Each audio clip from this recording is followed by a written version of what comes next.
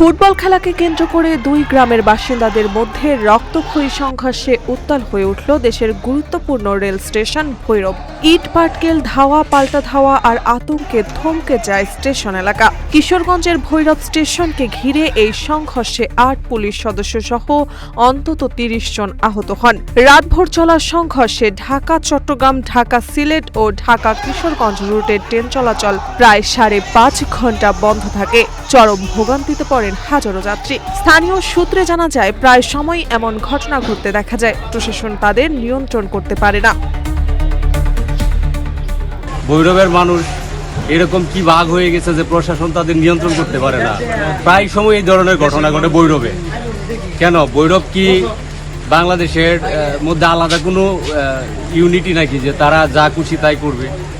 প্রশাসন এত দুর্বল যদি থাকে তাহলে ভৈরবে আলাদা রাষ্ট্র বানায় দিয়ে, আলাদা দেশ বানায় দিয়ে দিই, আমরা অন্য দিক দিয়ে রাস্তা ঘুরাই তারপরে যাইব। এভাবে চলতে পারে না। ভৈরব নাকি মারামারি হয়েছে, এই মারামারির জন্য শত শত হাজার হাজার মানুষ এনে আটকে রয়েছে, কারো কোনো মাথা ব্যথা নাই। আমরা এভাবে আটকে রয়েছি, আমরা কি রাতের বেলা যাইতে পারবো কি না তাও জানতে পারতেছি না। একমাত্র আল্লাহর উপর ভরসা করে দাঁড়ায় আছি। ২ সপ্তাহ আগে পঞ্চবটি ও জগন্নাথপুর গ্রামের যুবকদের মধ্যে ফুটবল খেলাকে কেন্দ্র করে বিরোধ শুরু হয়। সেই বিরোধের জেরে ৪ জুন সন্ধ্যায় এক যুবকের ওপর হামলার ঘটনা ঘটে। এরপর উত্তেজনা ছড়িয়ে পড়ে দুই গ্রামে। রাত ৯টার দিকে দুই পক্ষ ভৈরব রেল স্টেশনের ১ ও ২ নম্বর প্ল্যাটফর্মে অবস্থান নিয়ে সংঘর্ষে জড়িয়ে পড়ে।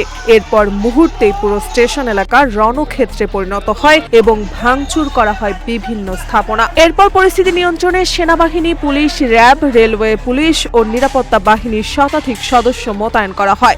দীর্ঘ ৫.৫ ঘন্টার চেষ্টায় রাত ১:৩০টার দিকে পরিস্থিতি নিয়ন্ত্রণে আসে এবং ট্রেন চলাচল স্বাভাবিক হয়। স্টেশন মাস্টার জানান, পরিস্থিতি বর্তমানে নিয়ন্ত্রণে রয়েছে। তবে স্থানীয়দের দাবি, তুচ্ছ ঘটনার জেরে এমন সহিংসতা রোধে কঠোর ব্যবস্থা নেওয়া জরুরি।